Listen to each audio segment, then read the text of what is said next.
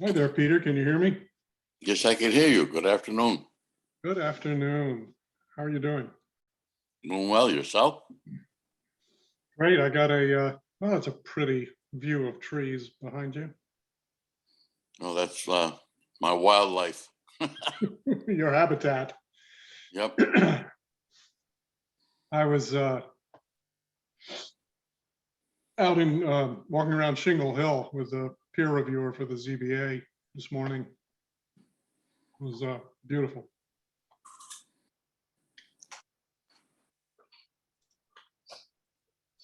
Okay, so there's Ashley. And somebody by phone. I think that's unlikely to be a Zoom bomber because they're on phone.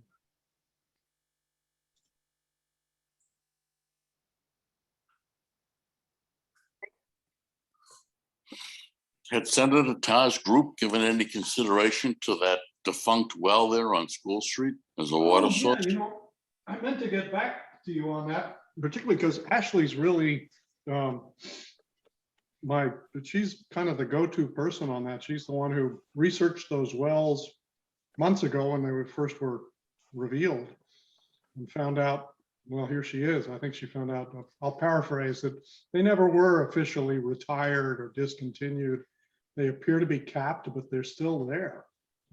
We just looked at them today when the peer reviewer walked out on that little spit of land that goes into the marsh north of Shingle Hill and Brown's property. Seems to me that would be a win for Taj. Yeah, and I loved Ashley's idea that, maybe we're in a great position to negotiate a shortcut to recertifying those wells, because normally it takes some time and a lot of money to test and recertify a well. Yeah, and I would think you'd get the affected communities, I'm sorry, to support it, Yeah, I would think so. Anything that kind of improves the possibility of total water for. And there was a concern about hooking up incompatible systems. Well, worst case, you just dump it into wherever their current water supply is. If it's a pond, you dump it into the pond. That's what I understand Gloucester did in the 60s. They ran hoses right up 128 over the bridge and dropped it into one of their reservoirs like Babson. Yeah.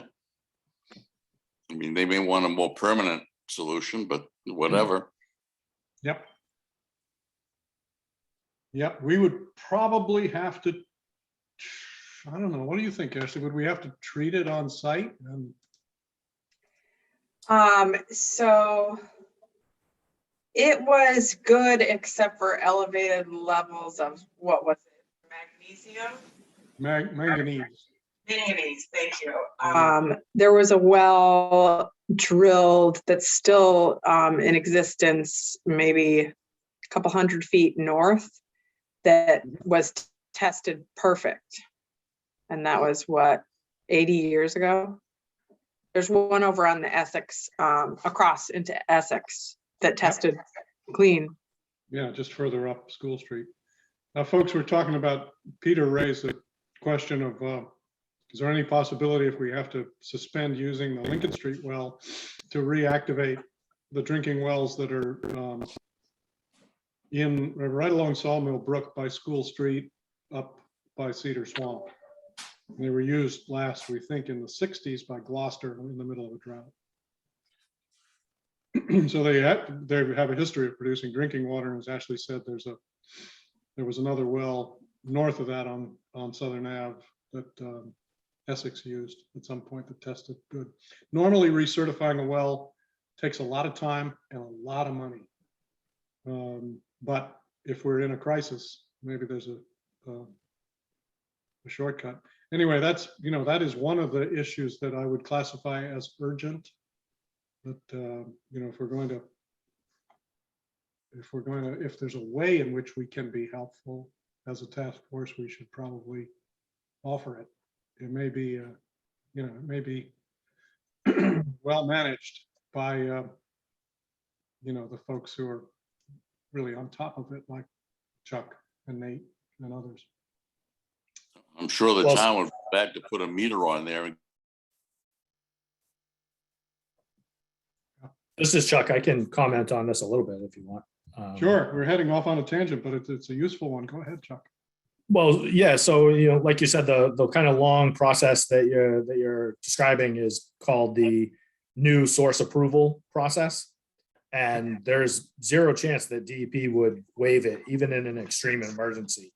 Oh, dear. If they did, or if we, activated it, for some dire circumstance, they would essentially say that's, not a permitted source, and you need to basically issue a boil water order immediately.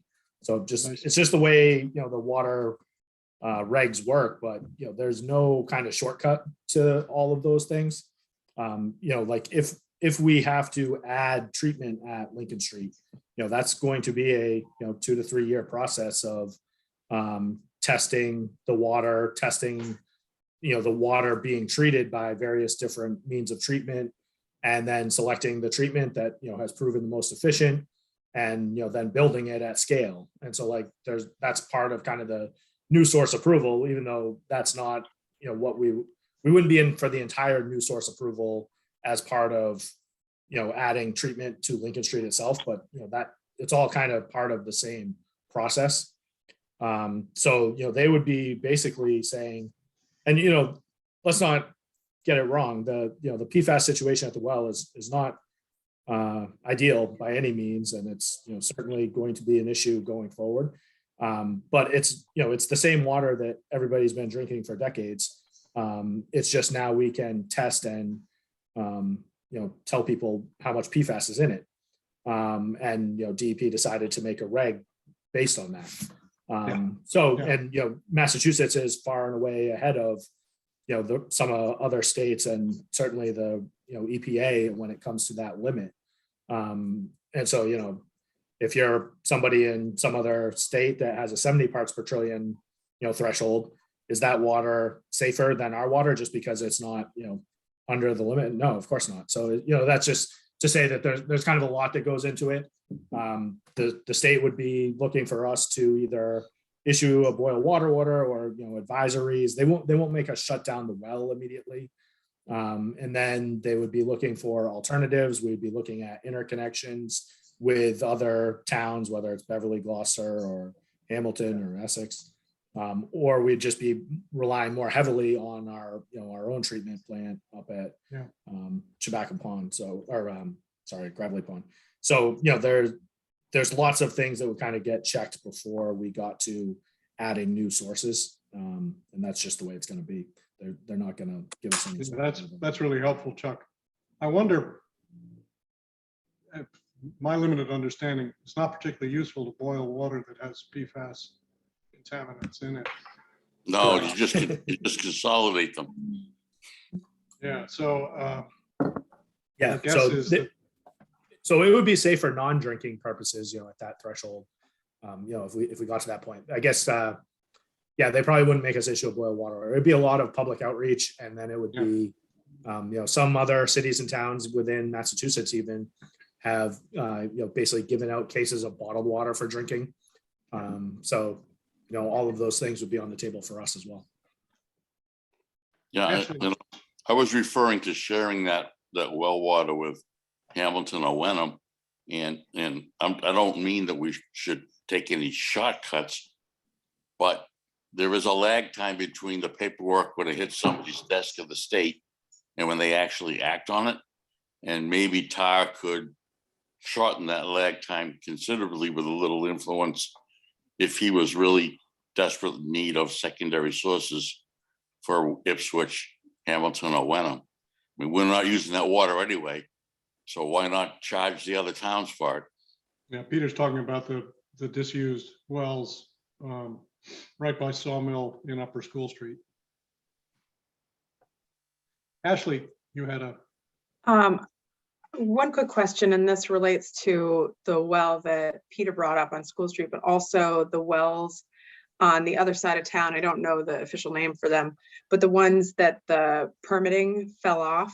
I know that it's extremely costly to get those back online, but and I know it would take a while, but given the fact that the Lincoln Street well is getting close to some of the PFAS thresholds. Would it be worth exploring if, given the PFAS situation in our town, the costs could be reduced for us to bring those other wells back online? And if the process could be sped along. And has the town already started looking into either of these options? So just by way of chance, when we were doing our last sanitary survey, which is basically every 3 years, DEP comes to town and inspects, our stations and, see what we have going on, check our paperwork and all that kind of stuff. They actually brought up the well that you're talking to. It's another one in Hamilton. It's not in Manchester, but basically to reactivate that well, they told us because the permit has lapsed. And I actually pushed them very hard on this because the Lincoln Street could be an issue, at going, back in that time, just knowing that, where other cities and towns were, we could be in the same boat. And they basically told us, I'll have to go back and through and find my email, but my recollection is that they said that for us to activate that well, we would have to go through a new source approval process, which is the same process I just mentioned. And in both, and then on top of that, so the other wells on School Street, again, there's just no chance that we're going to be able to activate those. Even just if there was no DEP involved or no PFAS involved, or I guess even if PFAS was like, something that would, contaminate, the town drinking water supply, and, it was just, we had to turn it off. DEP is just not going to trade one of, that situation for hastily installing and approving a additional source. And so it's just not going to happen. And that, there's other things involved besides just, testing the water. There's just the infrastructure involved, the engineering support, all of the kind of stuff that you see in this 1990 report for Lincoln Street, whether it's the drawdown testing or the source, the zones of influence for, the zones 1, 2, and 3, all of that stuff would have to be done for any new potential source that would come online. So that would be either School Street or the ones over in Hamilton. And that's, a very clear laid out process in the DEP regs for new source approval. And then, after we got past that, we would have to, install the capital improvements that would be necessary. Whether it's another well system, another well house, all of that stuff, all the treatment process that would be involved. Yeah, you can appreciate their perspective, which is to reactivate a well that's very near capped landfills. You'd want to be extra careful in your testing. Yep. And do it, with the excess of caution rather than quickly. Yep. And that might apply to any. I've got a question for you, Chuck, which is it equally difficult to convert a private well to municipal use? Because there is one across School Street that the doctors, medical offices, I believe, uses. The short answer is probably. Okay. They're not going to, production wells at the municipal level, the more you pump, the more, you have to test and, see what the effects are on the surrounding, ecosystem. And, that's kind of, I think, what this task force is kind of getting at is, what are the, what are some of the impacts to the watershed and to the, the rest of the ecosystem that, probably aren't looked at on a daily basis or, even annual basis. Just to finish one other thing for Ashley's question, the town has started looking at not new sources, but the, treatment that would be required at Lincoln Street to maintain that as a source. And so, we are well along on that. I'm sure, in the coming weeks, we'll be sharing a report that we have a consultant looking at, how we would do that. And that's, so that will be forthcoming very shortly. Nate and I have a draft that we're reviewing. We have some questions that we want to have them answer on top of the report that they did, but you'll see when you read that it's fairly substantial, and they look at a lot of different things. And to do, basically to apply that to somewhere where we don't have the, extensive knowledge that we do at Lincoln Street would, be another heavy lift in and of itself. So it can be treated, and if we get above the threshold, I would say it will be treated. And Gotcha. it's Well, not cheap, thanks. but it's not an inordinate. On behalf of all of us, thanks for getting ahead of this problem. I guess the only other question I have is, do you regard the few months that we have test data for as showing us a trend, or is that just kind of noise in the testing information? Tell you, Yeah, I've been asking I'm a statistician by training, so Okay. it's possible that's all just Noise, yeah. noise rather than signal. Sure. But it's tempting to say, hey, there's a trend of increase, so there must be a cause somewhere. Yeah, I haven't gone that far yet. I have been asking anybody that's had to deal with this, and I've asked our consultants that are looking into it. It to me, it does seem very abnormal that it would be fluctuating so much. But I think that what I've come back to, and where I kind of stand on it at this point, at least, and I reserve the right to change my mind, but is that this is such a new contaminant, and these levels that we're trying to test for, which, I think actually somebody mentioned, in the selectman that's going to be on the task force, that, he was talking to his buddies and they had said that, 3 or 4 years ago, they couldn't test for it. And I think that's accurate. And I think that they've developed these testing methods, and that there's just so much cross contamination between anything. Like, if you read the guidance on just taking the sample, you basically, can't wear deodorant that day. You can't wear, certain types of clothing, because everything has PFAS in it. And when you're testing to the parts per trillion level, that any sort of cross contamination in your sample is going to give you a higher number, or just influence your number in general.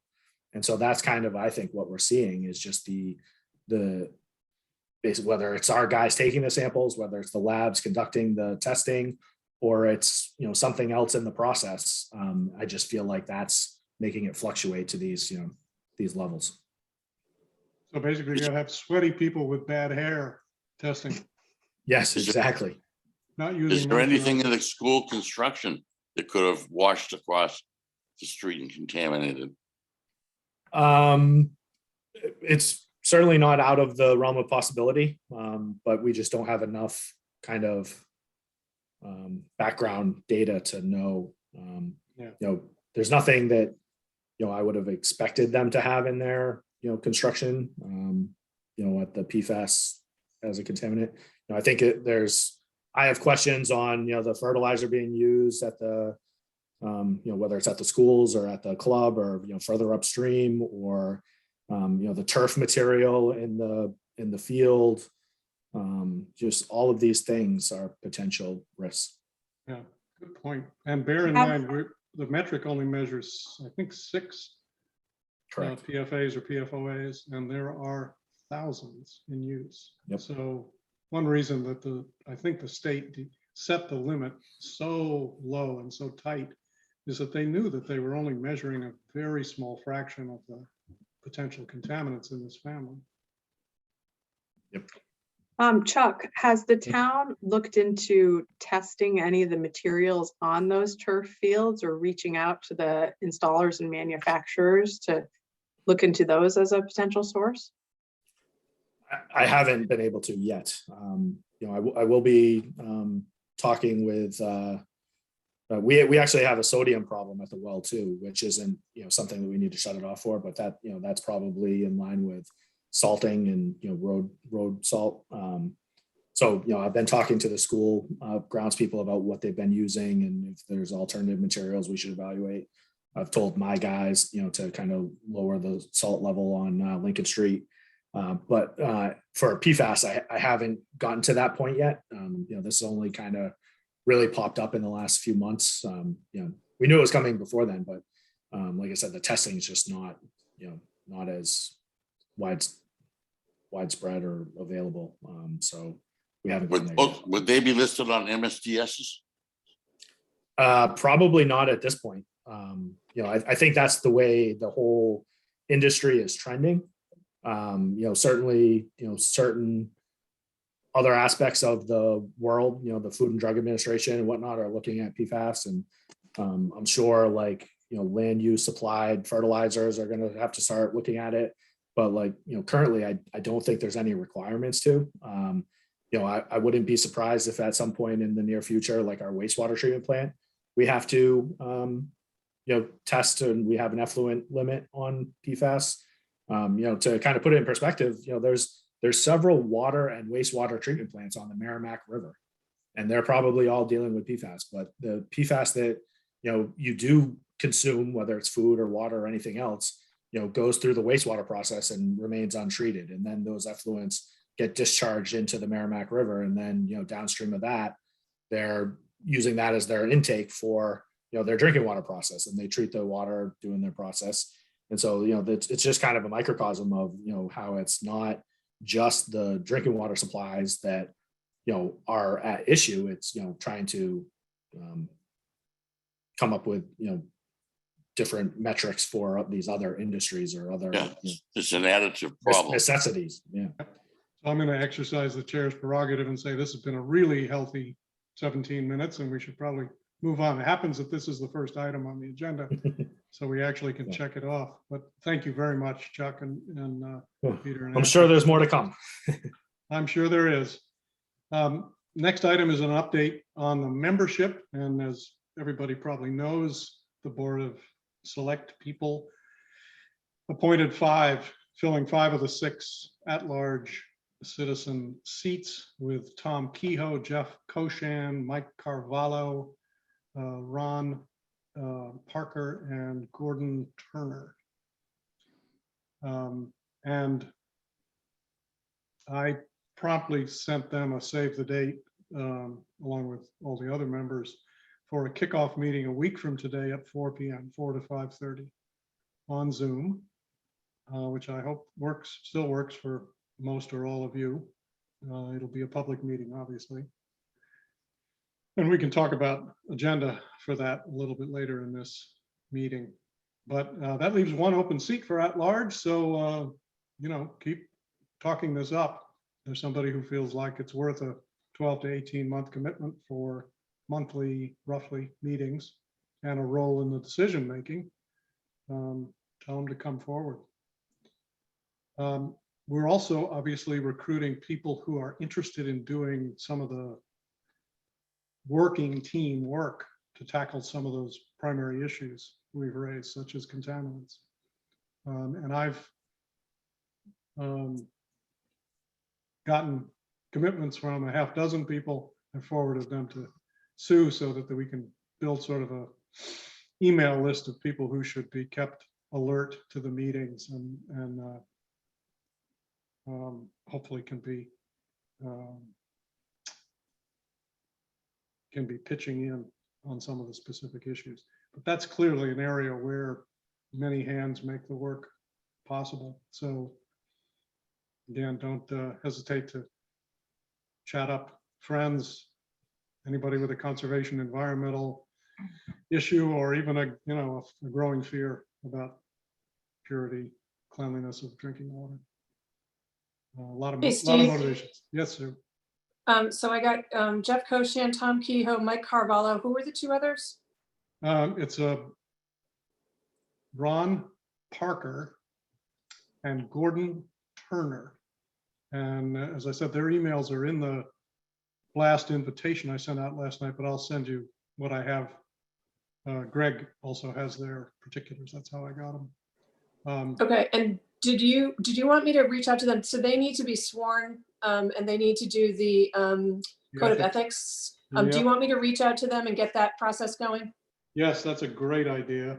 Just Got it. looking for a little bit of detail I have on them, but it's not right at my fingertips here. But I know I'm going to get this wrong exactly, but generally correct. One of them is a marketing communications exec for Fallon Health Plan. I cannot remember what the other one is. But So Mike obviously Carvalho is he's a lawyer, he's an environmental lawyer, and Yes. is involved in all kinds of stuff. he is very involved in town, and he's very authoritative on environmental law, and he was something of an expert on blasting and demolition. That was earlier in his career. And we all know Tom Kehoe. And Jeff Koshan is a activist who's kind of flown under the radar, doing a lot of stuff with schools, with kids, with conservation. He's led many, many hikes for MECT. And he's the guy who took me on the first hike around Gravelly and Round Pond about a year ago. And all he had was questions like, what does this pipe do? Why is there always water coming out of this? And why is it yellow in the spring or orange? And just, he was intensely interested in how the infrastructure worked, what feeds Gravelly Pond. So we're gonna harness some of that energy. He's a software engineer, electrical engineer. So we've got a lot of talent and considerable amount of knowledge of the town in the so-called advisory board, the regular meeting part. But we still have the concept that the actual work will be done by people who join these working teams. So how we combine them and divide up the labor is an important task to figure out, probably to announce at the meeting. Any other comments on membership? Anybody have any people to put forward that I could go arm twist a little bit? Question. This is Melissa. Hi, Melissa. Hi. I tried to sign up at least through the town website and I heard nothing. So maybe they just don't want me. I have no idea. I But doubt that. but I'm just saying I've heard nothing, and it did say that my request was submitted, so I got all that. But I'm just saying that if I'm having trouble, then it could be anybody else who wanted to sign up might also be having trouble. I don't know how the successful people got through, but I just wanted to mention there might be a problem there. That's all. Well, if you haven't lost all of your ardor, I think Sue Croft can make this easier for you. Can you, Sue? Yes. If you can just email me like your information, I can pass it on to the appropriate people. I do believe you need to go through, if you want to be the last at-large member, you would need to go through the process that everybody just went through on Monday with the Board of Selectmen and attending that meeting. They do like a brief interview and then they vote. And that's the official process to get you as an at-large member. Or I'm going to say, Steve, she could just raise her hand to say now that she'd like to be part of the working group instead of an at-large member, where you want to maybe look to see if you, so those are two options really. You can be an at-large member that's sort of official, or we are taking unofficial membership for people who want to actually, grab the bull by the horns with a particular task that's on our list of to-dos. So let me know which way you want to go, because I can definitely get you in front of the board. No, I'll be unofficial and that's fine with me. I just wanted to let you know that I tried to go the official route and it didn't work. And I don't know if that was just me or if there's a glitch so that maybe other people who are trying to join can't either. That's why I raised it. Thank you for that. Yeah, I'm glad you did too. And I will look into that. I know we've gotten people volunteering. The 5 that are out there, they came at us from different directions. Some of them went through Sharon, who's the part-time administrative assistant for Greg right now. Some people went through the actual, the volunteer form online. Some people reached out to Greg directly. So I'll try to figure out how we missed you. And I apologize for that. But you don't need to apologize. I'm just concerned, again, if other people are trying to sign up and I did the volunteer form on the website. That's what I did. Okay. Yeah, and I know from having spent many hours tromping up and down the banks of Sawmill Brook doing the stream survey with Melissa that you're a hard worker and you're not afraid of thorns and brambles and underbrush. All right, thank you. Yeah, thanks So, for speaking up. Steve, Melissa should just continue to join us for this meeting, and that is how Yeah, that will that's work for fine. her. If you want to, Melissa, if you want to put your email in chat, then we'll know for sure. Actually, I have it too, but if you can do that, then Sue will have it right away. Okay, next topic is experts who can help us with information needs on the task force. And of course, the first name that always comes up is Scott Horsley. So Ashley, have you managed to have a conversation with him? No, I can try him again. I had emailed him earlier and told him that it wasn't urgent, but I can call him. It's just, are we at the time where we can engage him and pay him, or is this still a preliminary conversation? We might have to be creative in paying him directly if he's not willing to kind of run a tab. Okay, But- and when are we ready to get him, started with what we need from him? Directives. It's just, before I call him, I want to have a better idea of our timeline. That's a good question. I would say, within a couple of weeks after our kickoff next week, we should have Okay. pretty clear idea of what are the questions, what are the boundaries, what else, and of course he'll probably have some things to tell us that we wouldn't have thought of. Okay. All right, I'll But call him. Good. Thinking of other experts.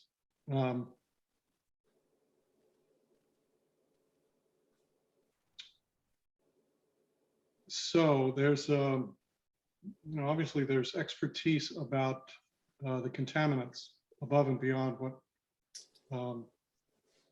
town staff already know to answer our questions, so we don't have to keep bugging them constantly. And also so that, maybe we can look in some places that are different from where the town is looking. So for instance, as we think about best practices, there might be some towns of small size that have already grappled with this problem. We could learn from their experience. But there might also be some experts who could help us if we have the time to chase them down.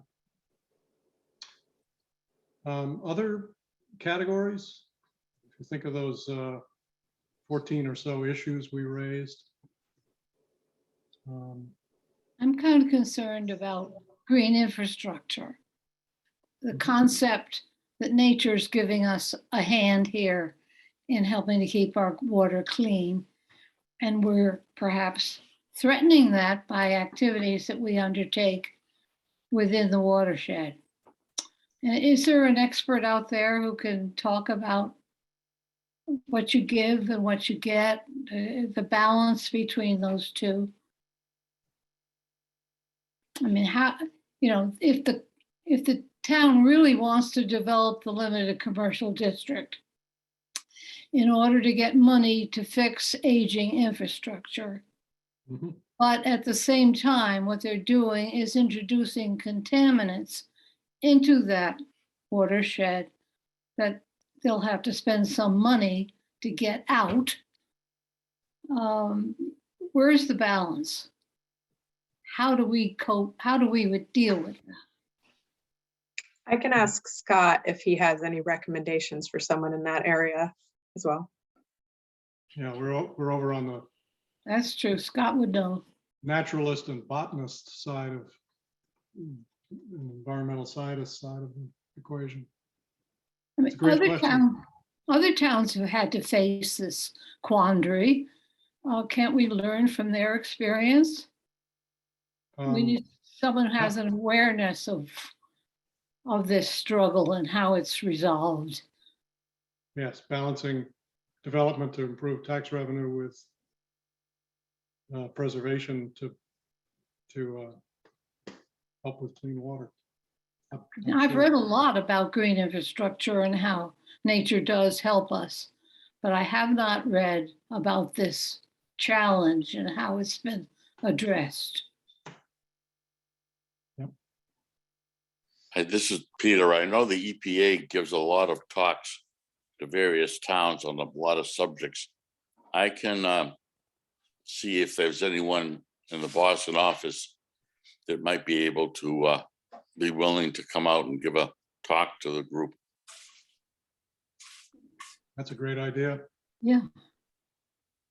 While we're thinking of other experts, there are, I think I mentioned this last time, some hydrologists and geohydrologists who've already committed a lot of time to studying the watershed, particularly around Gravelly Pond. They've done so largely because of that development proposed in Hamilton, which potentially impacts our watershed as well as Hamilton's and Essex.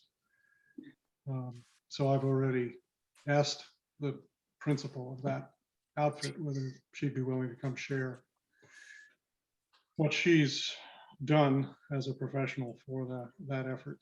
And there may be some other viewpoints on that.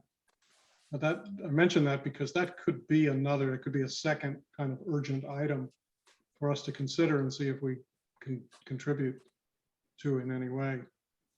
Because there is a strong argument, dramatic argument going on in Hamilton about whether this is just a Hamilton problem and Hamilton should solve it, making a decision that's best for Hamilton, which would lean toward tax revenues and senior housing, or whether it's a regional problem because of the overlap of all these watersheds and the dependence of Manchester and Essex through our wells and our ponds on this same watershed, whether it's a regional problem requiring some cooperation between towns.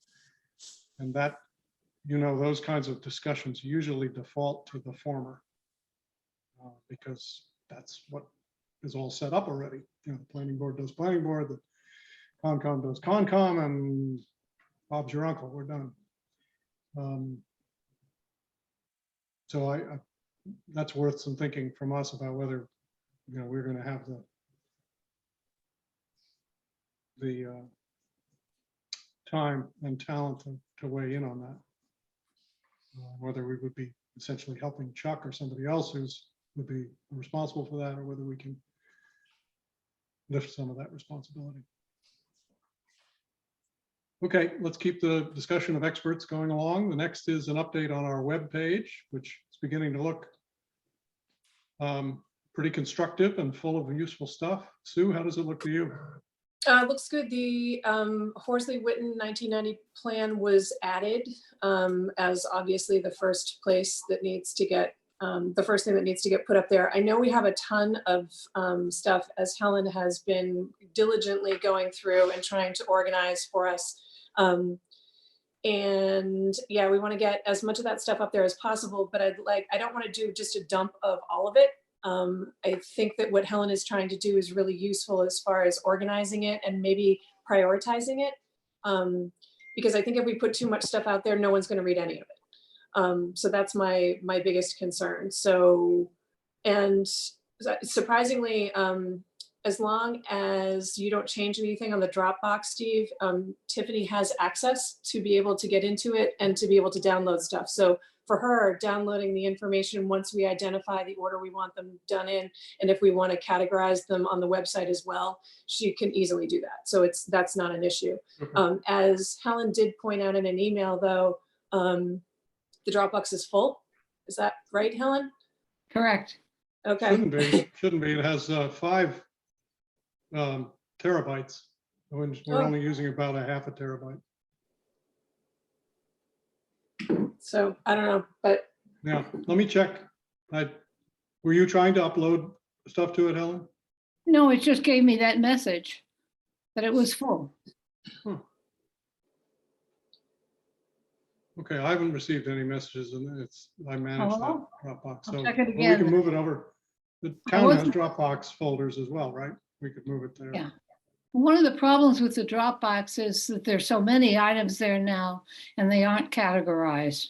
Yep. Yeah, it's just been a Can you categorize them within Dropbox? Sure. See, I'm I'm not the person to really understand computers. Yep. What you can do and what you Well, and can't. you're getting right to this question of how do we divide up the labor, because the documents will either be, you know, multi-purpose, or they'll be pertinent to contaminants or new sources or interaction with storm. Well, it's helpful to have a little bit, one or two sentences about each one, so you don't have to open it up to find out. It's not what you want. Right. Can you do that in Dropbox? I don't know. I've never done any notation, annotating. We can certainly put them in it. We can put it in the title because the title can be lengthy. But then it's hard for people to read. Let me look at that and see.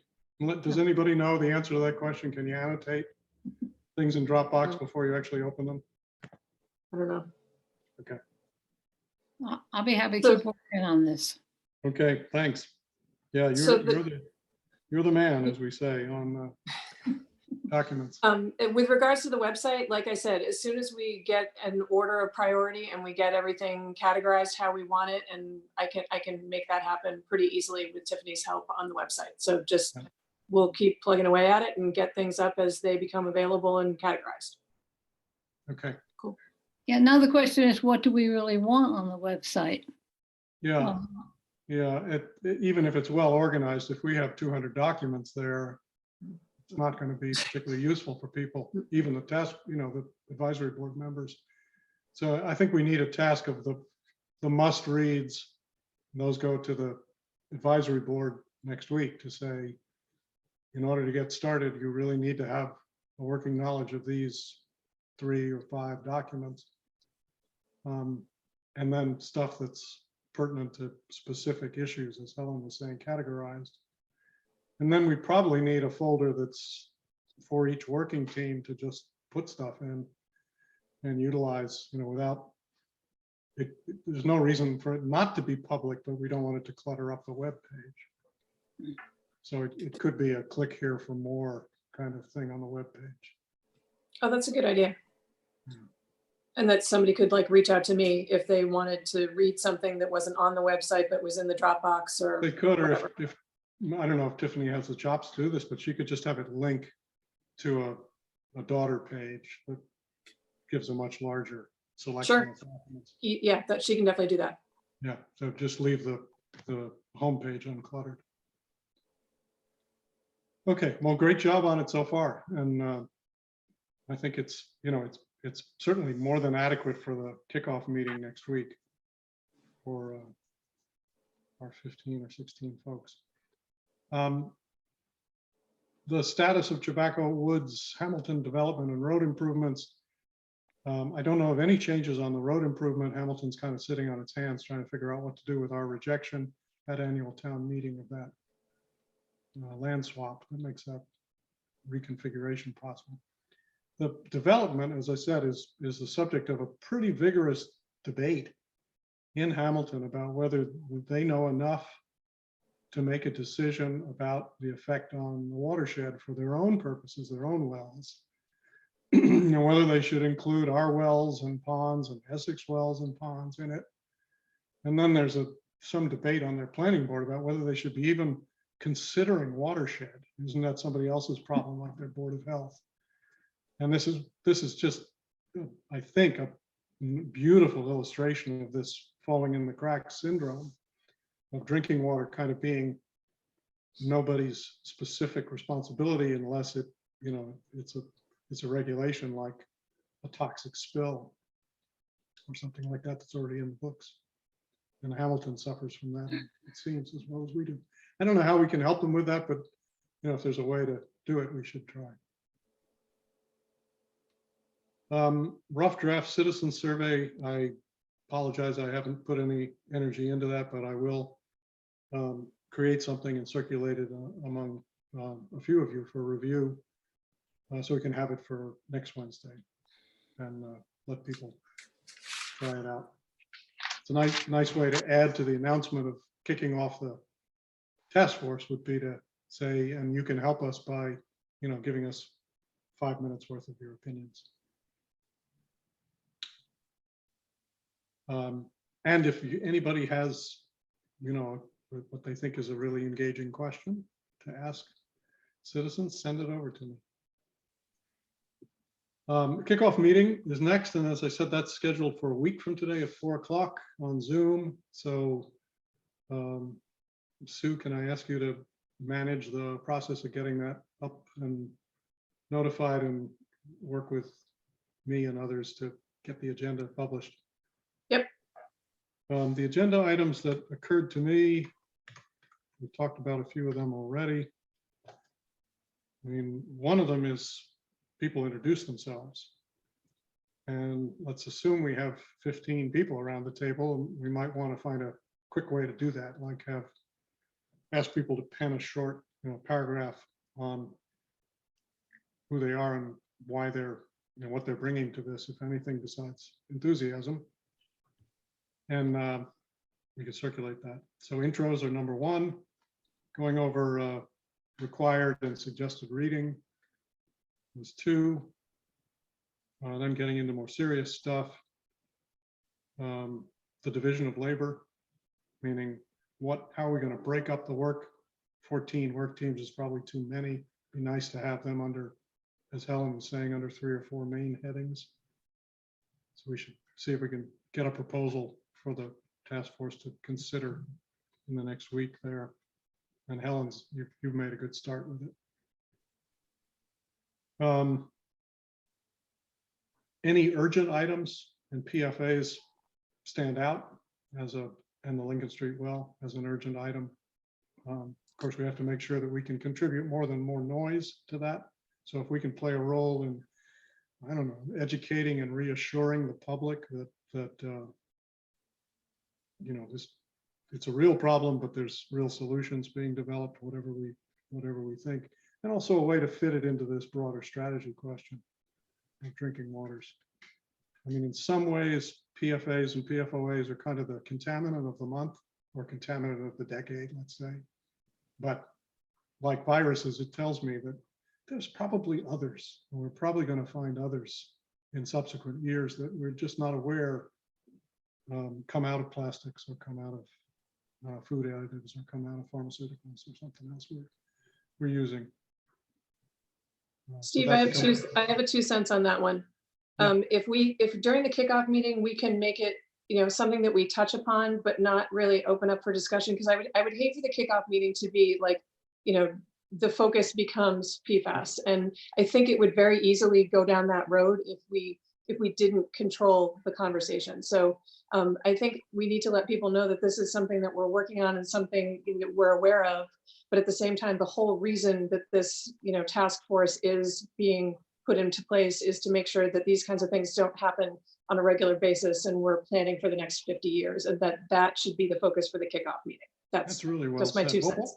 What would you think of the idea, which we've just instituted at Conservation Commission, of allowing specific amounts of time out of the 90 minutes for each agenda item, so that we can say, okay, we've done our 10 minutes on PFAs, and unfortunately, that's all we're going to do. Let's move on to the next. Good idea. I think that works. And I'm getting a little bit skillful at doing that, as much as I hate cutting off good discussion. But PFAs, you're right, is one of those issues where if we have 20 people around the table, at least 10 of them are going to want to say something about it, and maybe all 20. The other is this question of regional approach to the watershed before somebody builds a big, biggish development in the middle of it. Could I add one more item about printed materials? Among the printed materials, the very first category I had was governance, and that was how you go about doing what we want to do. The state has 2 documents there. One, how to develop a wellhead protection plan and how to develop a surface water protection plan. Maybe if we could get those on the website and have everyone read them before next week, that would help focus the meeting on organizing rather than the topics. That's a good idea. So there's one for wellhead protection and there's one for surface water. Yeah, it offers a structure, a sort of an approach, and that helps. Could be It helpful. could be really helpful. Well, and there's also the question of leadership, which is I'm happy to act as chair, but I'm also eager to roll up my sleeves and get into 1 or 2 of these working teams. So I'd be equally happy if somebody else on the advisory board wants to act as chair. I think that'd be a good idea, Steve. You're gonna collapse with all of these responsibilities. I don't know, you know, And we got some real talent stepped I get some forward. fresh air. We do. We have a surfeit of talent, which is really good, including some people who are good at running meetings from my experience. Tom Kehoe, I guess when you've been a high school mathematics professor for a long time, you learn how to pack things into 50 minutes or whatever he did.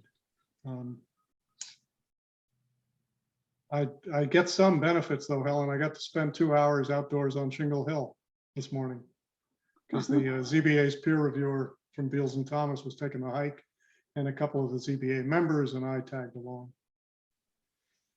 It's gorgeous, very, very slippery right now. And when you get to the wetlands, you have what's called post-hole problems, which is you're walking along on this nice crust of snow and all of a sudden you're like your knee is underwater because you punch through into the wetland. But you're right, it'd be nice to have somebody else take that responsibility. Any other things on planning the agenda for next week? Good. So we want to discuss and approve last week's minutes. We can get into Yes, the please. rhythm. Sue, thanks for doing them. They looked fine to me. But are there any suggestions or about omissions or changes? I did get a lot of feedback during the course of the week from several different people that I incorporated into the minutes that I sent out to everybody that they Yes, had yesterday. thank you specifically to Nate and Chuck. I think they both weighed in. You both weighed in heavily. That was really helpful. I move we approve them. All right, let's pretend we're actually having a full meeting and I second. yeah, it's been moved and seconded that we approve last week's meeting minutes. I will ask for any objections or negative votes. And hearing none, I'll declare that it's approved by acclamation. Okay, that brings us to our favorite item on the agenda, which is other items not reasonably anticipated when this agenda was written. Go ahead, anybody who's got an item.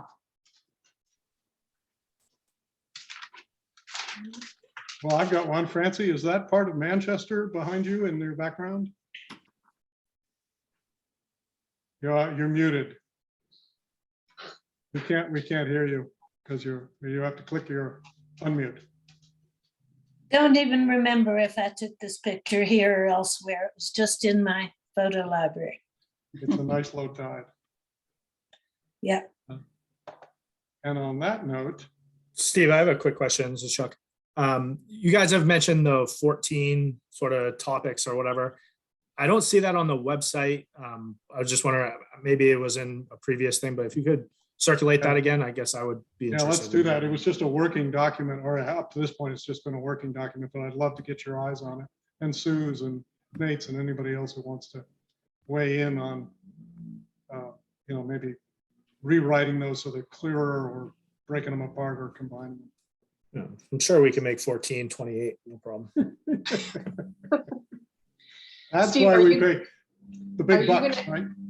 Are you going to email that to them, or do you want me to try to get it up on the website? Do we want to wait before we put it on the website until it becomes less of a working document and more of a formal Yeah, document? I want to do that. Yeah, it's a great, let's keep it off the website until we have a way to categorize, as Helen was saying, which of these go together, because in my experience, a project that has 14 little working team heads is probably unmanageable. Whereas one that has 3 or 4 working team heads with people reporting to each of those folks can be run pretty efficiently. So you'll email the list of the I'll send questions? it out to everybody. our loyal Perfect. staff. Well, let me ask now, I would intend to send it to Chuck, Nate, Sue, and who else? Let me start there and, feel free to pass it along. It's not a privileged document. It's just a working thing. All right, unless there are any other issues, we will end with 10 minutes to spare. Just take the rest of the 10 minutes off. Thanks, Steve. Yeah, thanks all for coming. And I don't think we'll have a formal session of any kind at 1 o'clock next Wednesday. We'll wait till the 4 o'clock. But obviously there'll be some preparation going on as working with various members and with Sue. And if you have suggestions or comments, send them to Sue or to me, and we'll engage. Thanks again. Thanks. Thanks, everybody. Yeah, Bye. but- Hi.